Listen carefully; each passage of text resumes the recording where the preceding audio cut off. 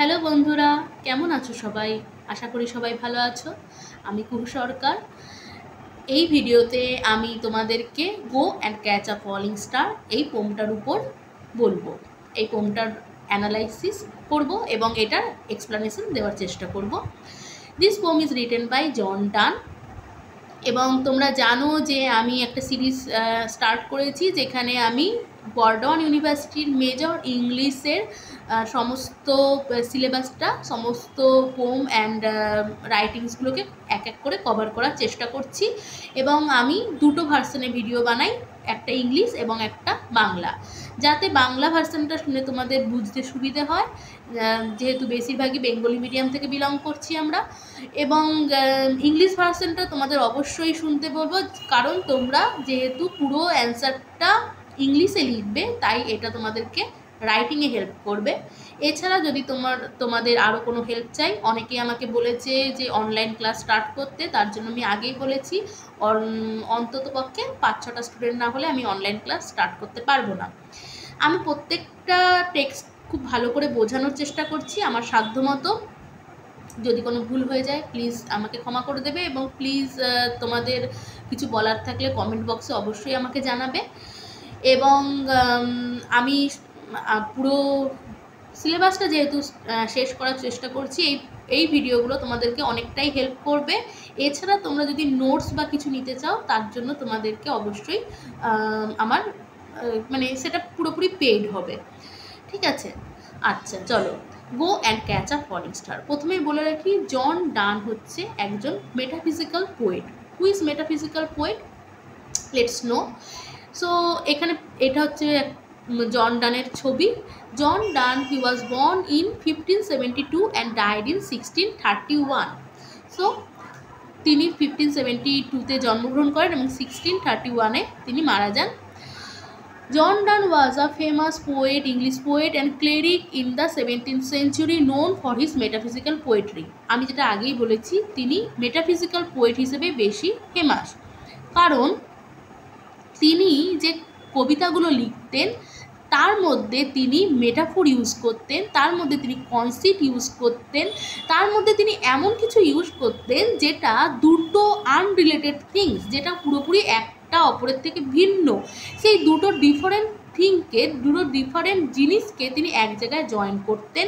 এবং মেটাফিজিক্যাল পোয়েটসরা তারা সবাই এই যে সোসাইটাল যে নর্ম, সোসাইটাল যে ওয়ে অফ থিঙ্কিং, যে সোসাইটির যে তাদের বিলাবেডকে যেরকমভাবে কবিতা লিখতেন বিলাবেডকে ইমপ্রেস করার জন্য, তারাও ঠিক সেরকমভাবে লিখছেন, কিন্তু পুরোপুরি ভিন্ন রকমের। তারা কি করছেন? তারা সায়েন্টিফিক বিভিন্ন ফ্যাক্ট তারা ইউজ করছেন তাদের পোয়েট্রিতে। আর তারা খুবই ইন্টেলেকচুয়াল ছিল, তারা খুবই এডুকেটেড ছিল, এবং তাদের সময়ে তাদের কবিতাগুলো কিন্তু বেশি খ্যাত পায়নি, তাদের কবিতাগুলো বেশি লোকের কাছে পছন্দের ছিল না, কারণ তারা বলতো যে তারা শো অফ করছে, তাদের ইন্টেলেক্টের শো অফ করছে। কবিতার মধ্যে আবার সায়েন্স কিসের আসবে? কবিতার মধ্যে আবার ইন্টেলেকচুয়াল ফ্যাক্ট কিসের আসবে? কবিতা আমরা পড়বো, উপভোগ করব, না আমরা ওটার জন্য আবার একটা সায়েন্সের বই পড়বো যে কি বোঝানোর চেষ্টা করছে? এবং জন ডান তিনি নিজে একজন যেহেতু লয়ার ছিলেন, তিনি তার কবিতার মধ্যে কিন্তু সবসময় আর্গুমেন্ট ইউজ করতেন। তিনি তো কোনো একটা কিছু বলছেন এবং সেটাকে বোঝানোর জন্য তিনি কিন্তু সমানে ফ্যাক্ট দিতেন, সমানে লজিক্যাল কিছু বলতেন, লজিক্যাল তিনি কিন্তু আর্গুমেন্ট দিতেন তার ফ্যাক্টটাকে দাঁড় করানোর জন্য। তার একটা ফেমাস পোয়েম আছে যে ভ্যালেডিকশন ফরবিডিং টু মর্নিং। তো এখানে তিনি দুটো লাভারের কথা বলছেন, যেখানে পুরুষ লাভার তিনি আগেকার দিনে যেটা হতো যে সেল করতে যেতেন, কোনো বিজনেসের জন্য দূরে চলে যাচ্ছেন টাকা ইনকাম করার জন্য, সেখানে সে তার বিলাবেডকে বলছে যে তুমি, তোমার আর আমার ভালোবাসাটা আদার সাধারণ নয়, রেগুলার লাভের মতো নয়, আমাদের দুজনের ভালোবাসাটা অনেকটা বেশি ট্রু, অনেকটা বেশি ডিপ, যে আমরা আমাদের দুজনার সোলমেট, তাই আমরা আমাদের দুজনের সাথে অনেকটা বেশি কানেক্টেড। আমাদের ভালোবাসাটা সাধারণ ভালোবাসার মতো না, যেই ভালোবাসাটা শুধুমাত্র শারীরিক ফিজিক্যাল ডিজায়ারটাই, যেই ভালোবাসাগুলো দেখে শুধুমাত্র শারীরিক আকর্ষণটাই যে ভালোবাসাগুলোর মধ্যে আছে, আমরা কিন্তু সেরকম নই। এই জিনিসটা একটা সাধারণ জিনিস বোঝানোর জন্য যে আমাদের ভালোবাসাটা সাধারণ কাপেলের মতো নয়, এই জিনিসটা বোঝানোর জন্য তিনি কি বলেছেন, তিনি ইউজ করেছেন কম্পাস। তিনি বলেছেন একটা কম্পাসের, তিনি দুজন প্রেমিককে কম্পাসের দুটো উইংয়ের সাথে কম্পেয়ার করেছেন। তিনি বলছেন একটা কম্পাসটা দেখবে দুটো পা থাকে এবং একটা পা স্টেবল থাকতে হয়, একটা পাকে খুব দৃঢ় থাকতে হয় যাতে আর একটা পা কিন্তু ঠিকঠাক ঘোরাফেরি করতে পারে। তাই তিনি তার বিরাবেটকে বলছেন তোমাকে যেন স্টেবল থাকতে হবে, তোমাকে কাম থাকতে হবে, তোমাকে পিসফুল থাকতে হবে, যাতে আমি আমার পুরো যাত্রাটা খুব সুন্দরভাবে কমপ্লিট করতে পারি। একমাত্র তুমি যখন স্টেবল থাকবে, তোমার যখন ইমোশনটা কাম থাকবে, তুমি অন্যান্য লাভারদের মতো কেন বুক চাপিয়ে কান্না করবে? তুমি স্টেবল থাকবে যাতে আমি খুব শান্ত মতো আমার কাজে যেতে পারি এবং আমি খুব ভালো করে আমার কাজটা করে আমি যেন ফেরত আসতে পারি। কারণ আমাদের লাভটা, আমাদের ভালোবাসাটা একটা কম্পাসের পয়েন্টের মতো এক জায়গায় যুক্ত। তাহলে এই সিম্পল জিনিসটাকে, যেখানে অন্যান্য কবিরা যদি এটা লিখতেন তারা হয়তো এটাকে অন্যভাবে লিখতেন, কিন্তু তিনি কিন্তু কী করলেন, তাদের লাভকে একটা কম্পাসের সঙ্গে তিনি তুলনা করলেন। যখন প্রথম তুমি শুনবে যে তাদের ভালোবাসাকে একটা কম্পাসের সঙ্গে তুলনা করা হচ্ছে, তুমি ভাববে এটা আবার কী লিখেছেন, কিন্তু পরবর্তীকালে তিনি যখন তার আর্গুমেন্টটা দেবে তখন তুমি ভাববে যে হ্যাঁ, হি হ্যাজ ট্রু ইন্টেলেক্ট, তার সত্যি বুদ্ধি আছে। তো তাদের সময় তাদের কবিতাগুলো অত জনপ্রিয় ছিল না, লোকে ভাবতো তারা তাদের ইন্টেলেক্ট শো অফ করছে। কিন্তু পরবর্তীকালে স্যামুয়েল জনসন তিনি যখন বায়োগ্রাফি লেখেন 52 পোয়েটসের, তখন তিনি এই মেটাফিজিক্যাল পোয়েটসদের সম্বন্ধে বলেন এবং মেনশন করেন। পরবর্তীকালে জন ড্রাইডেন মেটাফিজিক্যাল পোয়েট্রি এই উপাধিটা তাদেরকে দেন, এবং তারও অনেক পরে টি.এস. এলিয়ট, যিনি হচ্ছেন মডার্ন রাইটার, তিনি ওয়েস্টল্যান্ড লিখেছেন, জানো হয়তো টি.এস. এলিয়ট খুবই ফেমাস, তো উনি একজন নোবেল প্রাইজ উইনার অলসো। তিনি যখন আবিষ্কার করলেন যে হ্যাঁ, এরা তো খুব সুন্দর লেখে, এদের মধ্যে সত্যি প্রচুর ট্যালেন্ট আছে, যারা একটা পুরোপুরি দুটো আনকনভেনশনাল থিংকে একসঙ্গে জয়েন করতে পারে, তাদের মতো বুদ্ধি কাদের আছে। তো তিনি বললেন যে এদের ইমোশনটাকে এরা খুব সুন্দরভাবে দেখাতে পেরেছে। তো তিনি যখন এদের নামে খুব প্রেস করলেন এবং তিনি বললেন যে they have really the talent than other contemporary writers, তখন কিন্তু এই কবিগুলো আরও বেশি জনপ্রিয় হলো। তখন তারা কিন্তু আসল তাদের যাকে বলে জনপ্রিয়তা পেল। এবং John Donne is a very much famous metaphysical poet and there are also other metaphysical poets. আরও অনেক মেটাফিজিক্যাল পোয়েটস আছে, যেমন অ্যান্ড্রিউ মার্ভেল, জর্জ হারবার্ট। তো তাদের মধ্যেও দুটো ডিভিশন আছে। কিছু কবি যেমন জর্জ হারবার্ট, তারা রিলিজিয়াস কবিতাও লিখেছেন। জন ডান নিজে পরবর্তীকালে তার যখন স্ত্রী মারা যায় তিনিও রিলিজিয়াস কবিতা লিখেছেন এবং অনেক হোলি সনেটস লিখেছেন। সেখানেও তুমি দেখতে পাবে যে একটা ঠাকুরকে ডাকা বা একটা প্রেয়ার কবিতা যখন লিখছে, তার মধ্যেও একটা আলাদা রকম আছে, সেটা কিন্তু রেগুলার প্রেয়ার কবিতার মতো নয়। তাই আমার খুব পছন্দের কবি এবং অনেকেরই খুব পছন্দের কবি, এবং ওনাদের কবিতাগুলো অনেকটাই সেন্সুয়াল, অনেকটাই, কারণ ওনারা ওই ট্র্যাডিশনাল নর্মসটাকে থেকে বেরিয়ে এসে তারা ওই যে লাভটাকে, যে সেন্সুয়াল ডিজায়ারটাকে, ফিজিক্যাল ডিজায়ারটাকেও তারা কিন্তু সেলিব্রেট করেছে। তাই জন ডানের কবিতা তুমি যদি ক্যাটাগরাইজ করো, দেয়ার আর 3 কাইন্ডস। ওয়ান ইজ লাভ, একটা হচ্ছে লাভের কবিতা, একটা হচ্ছে তোমার রিলিজিয়ান, আর একটা হচ্ছে তোমার ডেথ। উনি মৃত্যু সম্বন্ধেও অনেক কিছু লিখেছেন। So let's know more about him. So his works often explores complex ideas about love, religion and death using clever wordplay, paradoxes and imagery. তাহলে তাদের কবিতাগুলো কি শব্দের খেলা, word play. This metaphysical poetry means word play, paradoxes and imagery.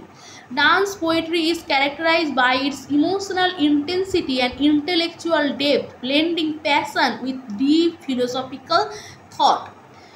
Some of his well-known poems include The Flea, A Valediction Forbidding Mourning, and his Holy Sonnets. He also wrote sermons and was known for his powerful, engaging style, and his works remain influential in English literature. পরবর্তীকালে তাকে নিয়ে প্রচুর পড়াশোনা হয়েছে, স্কলাররা তাকে নিয়ে অনেক কিছু আবিষ্কার করেছেন তার লেখার উপরে। ঠিক আছে, metaphysical poets were a group of 17th century English writers. তো তোমাদেরকে তোমরা যখন বড় কোয়েশ্চেনের অ্যান্সার লিখবে অবশ্যই তোমাদেরকে জানতে হবে হোয়াট ইজ মেটাফিজিক্যাল পোয়েট্রি। যদিও এই কবিতাটাতে খুব একটা উনি সেই জিনিসগুলো দেখাননি, কিন্তু তোমাকে জানতে হবে মেটাফিজিক্যাল পোয়েট্রি কি, metaphysical poetry what is all about, what is about.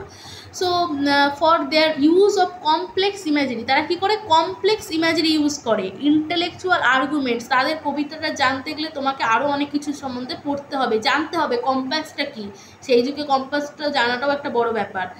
Exploration of deep theme like love, religion and existence, তাদের মধ্যেও কিন্তু এক্সিস্টেন্স ক্রাইসিসটা তুমি দেখতে পাবে তাদের কবিতার মধ্যে।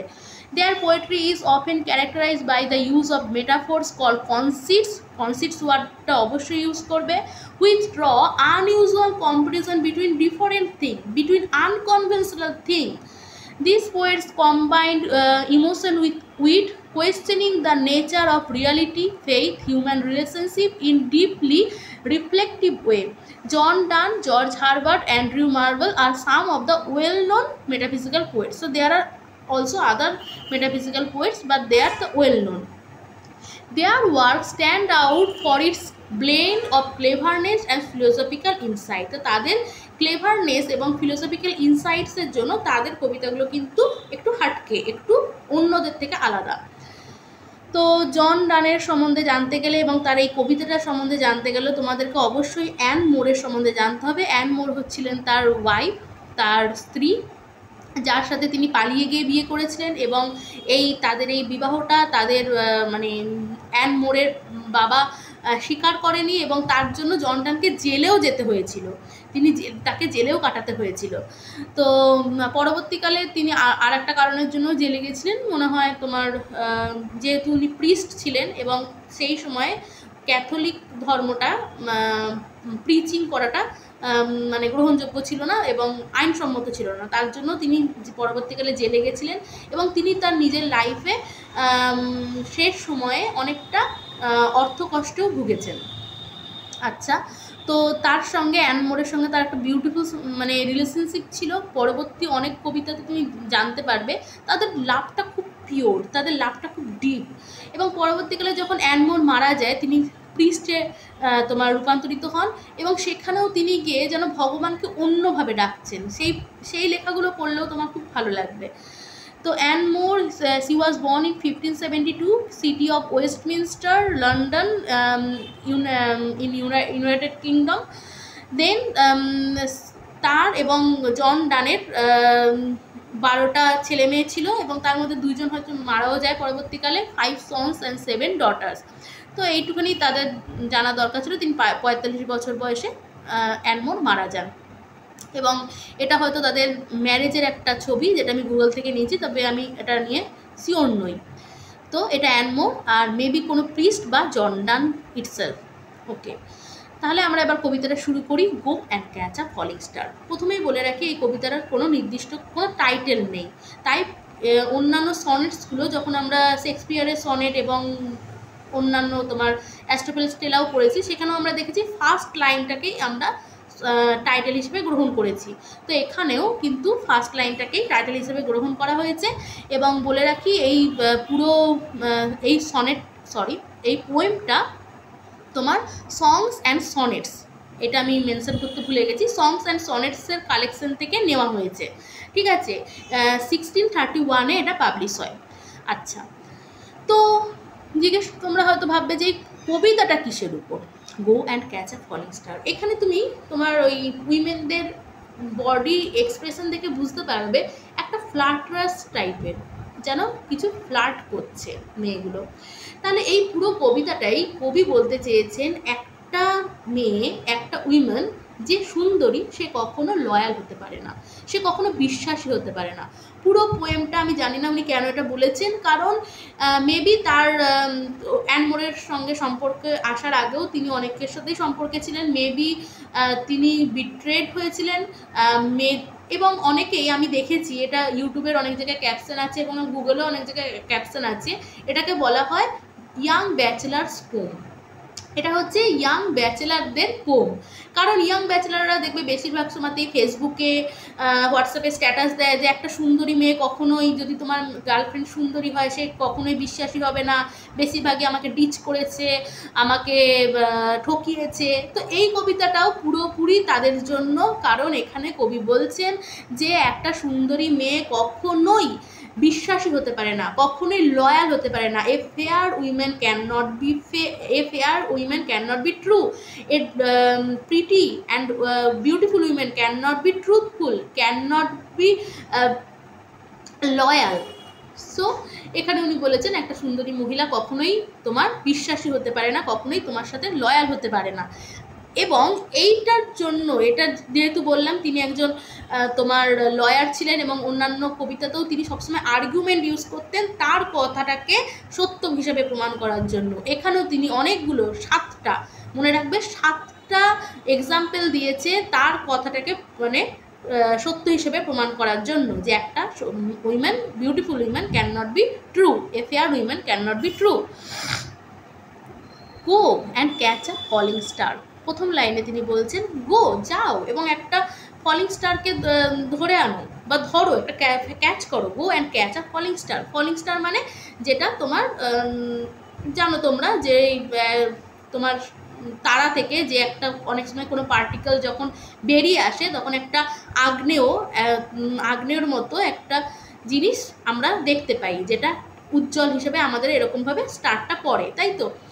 ওখান থেকে ছিটকে এসে পড়ে কোনো তারার একটা পার্টিকেল। তো কুচকুচ হতে হয়তো দেখেছো, হয়তো শাহরুখ খান, কাজল তারা উইশ করছে, এবং এটা আমাদের একটা মিথ। আমরা এটা ভাবি যে ওই ফলিং স্টারের কাছে প্রার্থনা করলে, উইশ করলে আমাদের উইশ ফুলফিলমেন্ট হবে। এখানেও তিনি বলছেন go and catch a falling star. তাহলে যাও গিয়ে একটা ওই ফলিং স্টার, ওই যখন স্টারটা ফল করছে সেটাকে গিয়ে ক্যাচ করো। সেটা কি ক্যাচ করা পসিবল? সেটা কি ক্যাচ করা সম্ভব? কখনোই নয়। তো তিনি বলছেন go and catch a falling star. এখানে a falling star is also compared with a women. তাহলে এখানে এই ফলিং স্টারটা কিন্তু একটা আলাদা অর্থ আছে, সেটা হচ্ছে এখানে একটা মহিলার সাথে এটা কম্প্যারিজন করেছে। কারণ ফলিং স্টার মানে কি? যে ফল করেছে, যে পড়ে গেছে, যার ভার্চুটা পড়ে গেছে, যার গুণ পড়ে গেছে, যার উপর আর বিশ্বাস করা যায় না। বলে না ফলিং উইমেন, মানে সে এখন তার উপর আর বিশ্বাস করা যায় না। তিনি বলছেন যে একটা সুন্দরী মেয়ে, সে তার উপর বিশ্বাস করা যায় না, সে অনেকগুলো লোকের সঙ্গে থাকে, সে অনেকগুলো লোকের সঙ্গে শুতে পারে। He is using the thing that she can sleep with many boys, many male।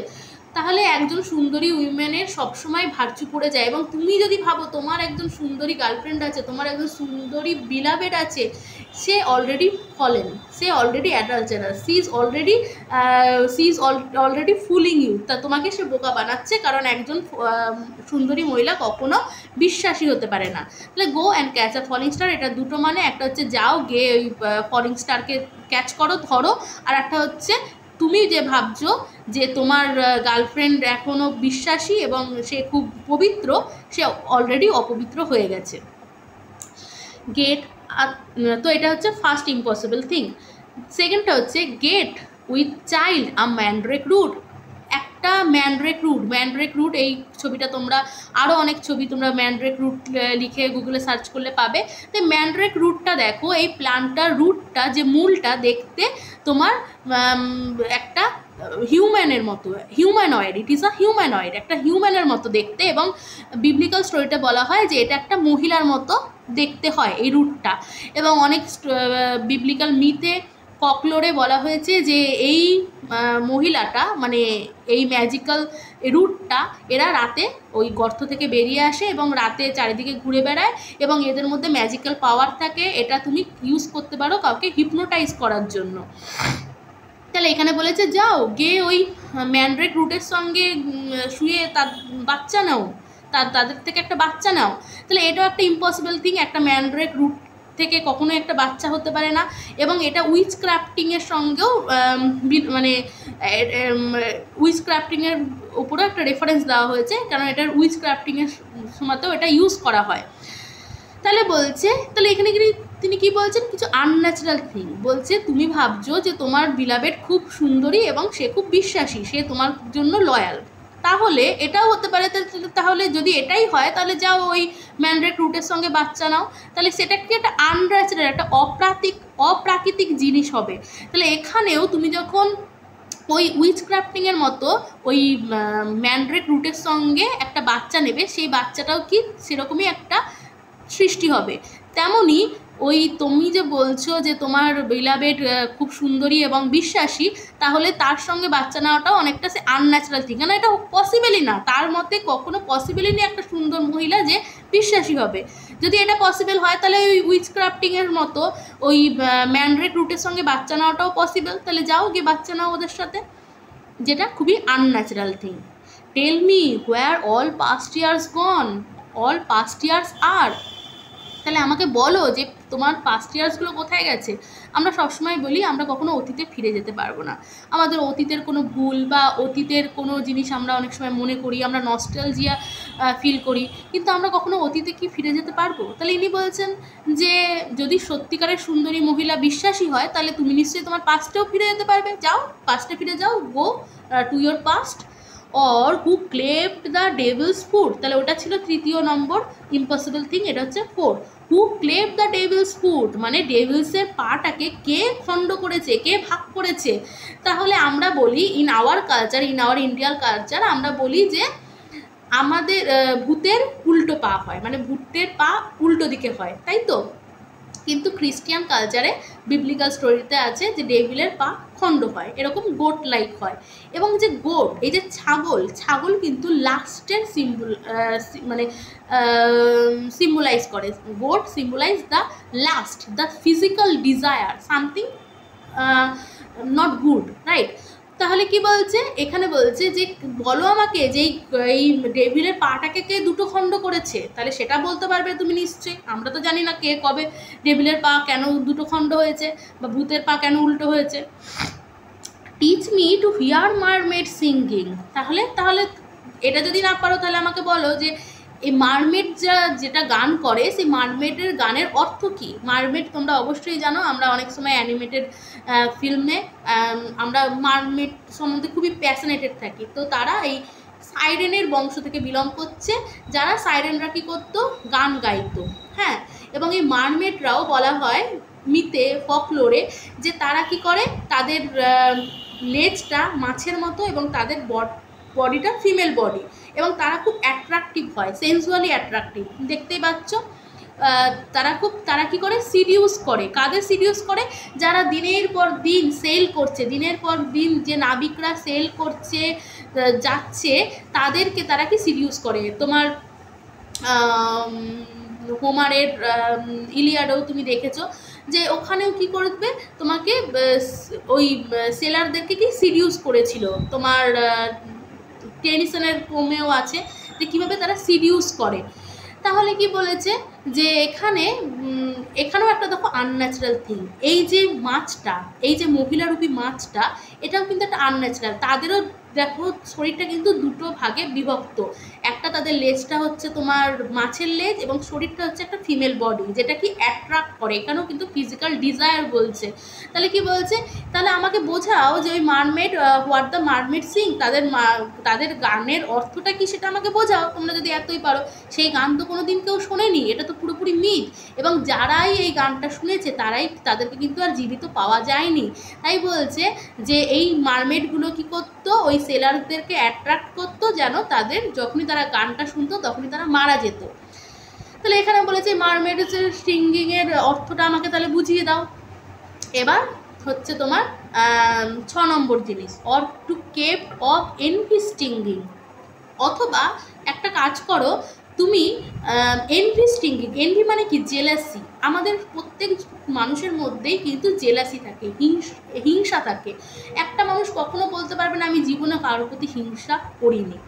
তাহলে বলো যে তুমি you can keep up your envy stinging. তুমি তোমার প্রত্যেকটা মানুষের মধ্যে যে একটা হিংসা থাকে, আমরা সবসময় একে অপরকে হিংসা করি, তুমি তাহলে বলো যে তুমি তোমার এই হিংসার এই যে বৈশিষ্ট্যটা আছে সেটাকে তুমি একদম কিপ আপ করে দিতে পারবে, সেটাকে তুমি একদম মুছে দিতে পারবে? কখনোই পসিবল না। আমরা সবসময় কোনো না কোনোভাবে একজন মানুষের উপর ঈর্ষা করেই থাকি, তাহলে এটাও আমাদের পসিবল থিং নয়।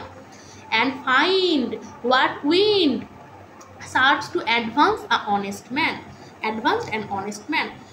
তাহলে কি বলছে, অথবা খুঁজে বের করো what wind serves to advance and honest man, honest mind. তাহলে কি বলছে, একটা সত্যিকারের মানুষ, যার যে সততা, যার মধ্যে সততা আছে, একটা সৎ লোক, সে কখনোই জীবনে উন্নতি করতে পারে না, সে কখনোই জীবনে অ্যাডভান্সমেন্ট পায় না। তাহলে এখানে কিন্তু কবি একটা স্যাটায়ার করেছে আমাদের সোসাইটিকে, যে একটা সৎ মানুষ, একটা সৎ মন, সে কখনোই কিন্তু অ্যাডভান্সমেন্ট পায় না আমাদের সোসাইটিতে। যারা তোমার অসৎ কাজ করে তারাই কিন্তু একমাত্র উপরের সিঁড়ি চড়তে পারে। একটা অনেস্ট মাইন্ড কিন্তু কখনোই জীবনে উন্নতি হয় না, তার উন্নতি পায় না সে। তাহলে কি বলছে, অ্যান্ড ফাইন্ড হোয়াট উইন্ড, যে কোন হাওয়াটা একটা সৎ মানুষকে অ্যাডভান্সমেন্টের পথে পৌঁছে দেয়। তাহলে তার মতে একটা সত্যিকারের সৎ মানুষ, সেও কিন্তু অ্যাডভান্সমেন্ট পায় না। তাহলে এটাও একটা ইম্পসিবল থিং। এবার চলে গেল উনি সেকেন্ড প্যারাতে, ইফ দাও best born to strange side. যদি তুমি এটাই আমাকে বলো যে তুমি কি এই স্ট্রেঞ্জ সাইডগুলো দেখার জন্যই জন্মগ্রহণ করেছো, তোমার মধ্যে এমন কিছু ক্যাপাবিলিটি আছে, এমন কিছু ট্যালেন্ট আছে যেটা তোমার এই স্ট্রেঞ্জ জিনিসগুলো দেখার জন্য উপযুক্ত, তুমি একটা এমন মানুষ, তুমি এই স্ট্রেঞ্জ সাইডগুলো দেখার জন্যই জন্মগ্রহণ করেছো। থিংস ইনভিজিবল টু সি, যেই জিনিসগুলো ইনভিজিবল, যেগুলো কেউ দেখতে পায় না, অদৃশ্য, সেই জিনিসগুলো তুমি দেখতে পাও। সেরকম জিনিস যদি তুমি বলো যে সেই জিনিসগুলো তোমার মধ্যে আছে। Right 10,000 days and nights still age snow white hair and অর্দি।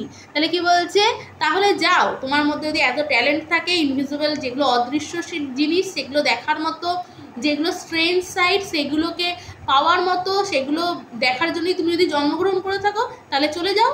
Right 10,000 days and nights, 10,000 days তুমি ঘুরে বেড়াও এবং তোমার ততক্ষণ পর্যন্ত ফিরবে না, till age snow white hairs on thee, যতক্ষণ না তোমার চুলগুলো পুরো বরফের মতো ধবধবে সাদা হয়ে গেছে, এই বুড়ো লোকটার মতো, যতক্ষণ না পর্যন্ত তোমার চুলগুলো সাদা হয়ে গেছে ততক্ষণ পর্যন্ত তুমি কিন্তু ফিরবে না। দাও হোয়েন দাও রিটার্নস উইল টেল মি, যখন তুমি ফেরত আসবে এবং আমাকে বলবে, অল স্ট্রেঞ্জ ওয়ান্ডার্স দ্যাট বিফেল দি, যা যা তুমি আশ্চর্য জিনিস এই জার্নিতে দেখেছো এই এত বছরে। অ্যান্ড এবার third para, and swear nowhere lives a women true and fair. Sorry, এটা সেকেন্ড প্যারাই চলছে। তাহলে কি বলছে, এবং সোয়ার, আমি সোয়ার করে বলতে পারি, একদম কনফিডেন্টলি বলতে পারি, আই সোয়ার, যে বলেন আই সোয়ার। তো আই সোয়ার নো হোয়ার, কোথাও, lives a women true and fair, কোনো উইমেনকে তুমি ট্রু, সত্যি এবং যে সুন্দরী এবং বিশ্বাসী, এরকম কাউকে তুমি পাবে না। এবার এটা হয়তো ডানেরই ছবি অ্যান্ড মোরের সাথে, তো এখানে তুমি দেখতে পাবে তার একটা সম্পর্কে জড়িত। তাহলে এখানে কি বলছে, তুমি কিন্তু পাবে না। ইফ দাও finds one let me no, third প্যারা শুরু হচ্ছে, থার্ড স্ট্যান্জা। ইফ দাও ফাইন্ডস ওয়ান, তুমি যদি একটা খুঁজেও পাও কাউকে, লেট মি নো, আমাকে বলো, আমাকে জানিও। Such a pilgrimage were sweet, তাহলে কি বলছে, সেই পিলগ্রিমেজটা আমার জন্য খুব সুইট হবে। পিলগ্রিমেজ মানে কি, টেম্পল, মন্দির। তাহলে তুমি যদি এরকম কাউকে সত্যি পেয়ে যাও, যে সত্যি সুন্দরী এবং ফেয়ার, সুন্দরী এবং ট্রুথফুল, বিশ্বাসী, লয়াল, তাহলে সেই জিনিসটা আমার কাছে একটা পিলগ্রিমেজের মতো হবে। আইরনি করছে, সেই জিনিস, সেই মহিলাটা, সেই স্থানটা আমার কাছে একটা পিলগ্রিমেজের মতো হবে, এত সুন্দর, sweet. Yet do not, I would not go, বলছে কিন্তু তবুও আমি কিন্তু সেখানে যাব না। তুমি যদি এসে আমাকে বলো যে হ্যাঁ আমি একটা সত্যিকারের মেয়ে পেয়েছি, সত্যিকারের সুন্দরী মেয়ে পেয়েছি যে খুব বিশ্বাসী এবং পবিত্র, আমি কিন্তু সেখানে দেখতে যাব না, যদিও সেটা আমার কাছে একটা পিলগ্রিমেজ দর্শন করার মানে তীর্থযাত্রার মতো হবে, তবুও কিন্তু আমি যাব না। Though at next door we might meet, যদিও সে আমার পাশের যদি বাড়িতেও থাকে, সে যদি আমার নেবার হয়, সে যদি আমার প্রতিবেশীও হয়, now next door, at next door we might meet, মানে আমি আমার পাশের বাড়িতে গেলেও যদি তাকে আমি দেখতে পাই, তাও কিন্তু আমি যাব না। Though she were true when you met her, maybe তুমি যখন তার সঙ্গে দেখা করেছো, তুমি যখন তার সঙ্গে ছিলে, তখন হয়তো সে পবিত্র এবং সুন্দরী ছিল, তখনও পর্যন্ত সে হয়তো তার পবিত্রতা ধরে রাখতে পেরেছিল। And last till you write your letter, কিন্তু যখন তুমি তোমার লেখা শুরু করেছো, যখন তুমি তোমার আমাকে চিঠি লেখা শুরু করেছো, বা যখন তুমি আমাকে বলতে এসেছো, ইয়েট মানে যখন তুমি সময় নিয়েছো আমাকে বলতে আসতে, ইয়েট সি উইল বি কলস আর আই কাম টু 2 or 3, যতক্ষণ তুমি লেটার লেখা শুরু করেছো, যতক্ষণ তুমি আমাকে বলতে এসছো, যেই মুহূর্তে, সেই মুহূর্তেই সে দেখো গিয়ে 2-3 জনের সাথে অলরেডি শুয়ে পড়েছে, অলরেডি অপবিত্র হয়ে গেছে, সে আর লয়াল নেই। তাহলে এখানে এই আয়রনি দিয়ে এই কবিতাটা উনি শেষ করছেন, এবং তুমি লাস্ট পিকচারে দেখতে পাবে যে কবির ফ্রেন্ড, সে যখন কবি তাকে লেটার লিখছে যে আমি একটা ট্রু এবং ফেয়ার উইমেন খুঁজে পেয়েছি, ততক্ষণে সে অলরেডি অ্যাডালচারাস হয়ে গেছে, ততক্ষণে সে অলরেডি তার পবিত্রতা হারিয়ে ফেলেছে। তাহলে এই কবিতাটা খুবই মজাদার বলতে পারি, কিন্তু দিস ইজ আ মিসোজিনিস্টিক পোম, মানে মেয়েদের উপর হেট্রেড এখানে দেখানো হয়েছে। মেবি তখন কোনো ইনসিডেন্ট ছিল তার লাইফে, কিছু হয়েছিল, তার জন্য তিনি লিখেছেন। তাহলে এটার জন্য ব্যাচেলার্সদের পোয়েম বলা হয়, কারণ ব্যাচেলাররা বেশিরভাগই এইসব জিনিস ভাবে, কিন্তু আমি তো totally disagree with this poem. Okay, so John Donne's go and catch a falling star published in 1633, এটা পাবলিশ হয় 1633-তে। আমি বলেছি যে সংস অ্যান্ড সনেটস কালেকশন থেকে এটা নেওয়া হয়েছে। Is a fantastical take on a traditional and misogynistic theme. Misogynistic theme অবশ্যই লিখবে তোমরা তোমাদের অ্যান্সারে, কারণ এখানে উইমেনদের, মিসোজিনিস্ট মানে উইমেনদের প্রতি হেট্রেড, মিসোজিনিস্টিক থিমের উপর লেখা হয়েছে। উইমেন্স সাপোজডলি ইনএভিটেবল ইনফিডিলিটি, মানে উইমেনদের ইনফিডিলিটি মানে হচ্ছে তোমার ব্যভিচারিতা, যাকে বলে অব্যভিচারিতার উপর লেখা হয়েছে, অব্যভিচারিতা না, ব্যভিচারিতার উপর লেখা হয়েছে। তাহলে এইখানে তোমরা আর একটা জিনিস অবশ্যই লিখবে, this is a cynical poem, this is a cynical poem.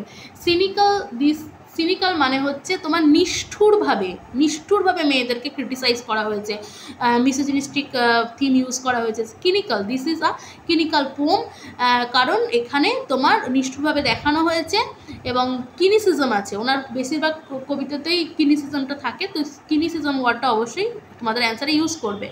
Songs and Go and Catch a Falling Star by John Donne is 3-stanza poem. So এটা হচ্ছে 3-stanza poem that is separated into 9 lines. তো ওখানে 9 line, আমি বলেছি 3টে স্ট্যান্জা আছে, 9 lines করে division আছে। আর একটা জিনিস যেটা আমি ওই ইংলিশ ভিডিওটাতে বলতে ভুলে গেছি, এখানে কিন্তু তোমার আয়াম্বিক টেট্রামিটার ইউজ করা হবে। হ্যাঁ, তো আয়াম্বিক টেট্রামিটারে কিন্তু এটা লেখা হয়েছে, এবং এখানে রাইম স্কিমটা হচ্ছে ABABCCDDD। ওকে, তাহলে একবার দেখিয়ে দিই, দেখো রাইম স্কিম কাকে বলে আমি সেটা আগের দিনই বুঝিয়েছি, যেখানে ভাওয়েল সাউন্ডের তোমার ম্যাচ হয়। ঠিক আছে, যখন এই যে ভাওয়েল সাউন্ডটার সঙ্গে লাস্ট ভাওয়েল সাউন্ডটা, মানে প্রত্যেক লাইনের লাস্ট ভাওয়েল সাউন্ডের সঙ্গে পরের ভাওয়েল সাউন্ডের যখন একই রাইমিং করবে, সেটাকে হচ্ছে রাইম স্কিম বলে। যেমন হচ্ছে দেখো, স্টার, এটা যদি আমরা এ ধরি, রুট এটা হচ্ছে বি, ঠিক আছে, স্টারের সঙ্গে দেখো আর, তাই তো, স্টার আর, আবার এ বি, রুটের সঙ্গে ফুট, তাহলে এবি। আবার সিঙ্গিংটা তাহলে আমরা আলাদা হচ্ছে, সি ধরলাম, সিঙ্গিং স্টিঙ্গিং, তাহলে সি, তাই তো, সি। তারপর কি ডিডিডি, ফাইন্ড উইন্ড মাইন্ড, ডি, এটা হচ্ছে এর রাইম স্কিম। এবার আমরা যদি এর ফিগার অফ স্পিচগুলো দেখি, তো ফিগার অফ স্পিচগুলো দেখো তোমরা নিজেরাই বুঝতে পারবে, প্রচণ্ড পরিমাণে হাইপারবোল ইউজ করেছে। হাইপারবোল কি, এক্সাগারেটেড স্পিচ, যেটা একটু বাড়িয়ে বলা হয়। প্রথমেই দেখো, ক্যাচ আ ফলিং স্টার, কেউ কি কখনো ফলিং স্টারকে ক্যাচ করতে পারবে? এটা একটা hyperbole. Child with a mandrake root, mandrake রুটের একটা প্লান্ট, তার থেকে কেউ কী করে বেবি নিতে পারবে, এটা একটা হাইপারবোল। তারপর যেমন বলেছে যে 10 নাইটস অ্যান্ড ডেজ ঘুরে বেড়াও, তাহলে 10 nights and days 10,000 nights and days, এটাও ঘুরে বেড়ানো সম্ভব না, তাহলে এগুলো কি হাইপারবোল ইউজ করেছে। তারপর দেখো মেটাফোর, মেটাফোর কি, প্রথমেই আমি বলেছি যে ফলিং স্টারটা কিন্তু ফলিং স্টারটা তোমার ফলিং স্টারটা কি তোমার উইমেনের সঙ্গে কম্পেয়ার করা হয়েছে, তাই তো। তাহলে এখানে ক্যাচিং অফ ফলিং স্টারটা উইমেনের সঙ্গে কম্পেয়ার করা হয়েছে, এবং ফলিং স্টার মানে হচ্ছে যার ভার্চু ফল করেছে, যার পবিত্রতা ফল করেছে। ইমেজারি, এখানে ভিভিড ইমেজারি আছে, like ride 1000 days and nights, এটা একটা vivid imagery. Create strong mental image and help to convey the poem's meaning in a more impactful way. Alliteration এখানে ইউজ করা হয়েছে, repetitive of consonant sound, go and catch, tell me where. তো এইসব কিছু কিছু লাইনে তোমরা অ্যালিটারেশন দেখতে পাবে। আয়রনি তো প্রচুর পরিমাণ ইউজ হয়েছে, পুরো কবিতাটাই বলতে গেলে আয়রনি। এবং একটা জিনিস আমি ওই ইংলিশ ভিডিওটাতে বলতে ভুলে গেছি, যে এনজামমেন্টও ইউজ করা হয়েছে। এনজামমেন্ট মানে যেখানে লাইনটা শেষ হচ্ছে না, আর এক জায়গায় গিয়ে তোমার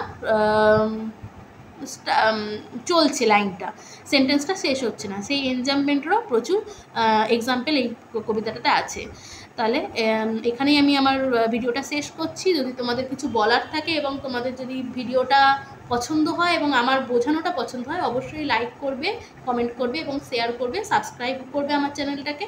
ধন্যবাদ তোমাদের সময় দেওয়ার জন্য। And I personally like John Donne. এবং এখানে কিছু কিছু জিনিস আছে যেটা নারী বিদ্বেষী পুরো কবিতাটা, তবে সেই সময় তিনি লিখেছেন এবং এটা তোমাদের সিলেবাসে আছে, তোমাদের পড়তে হবে।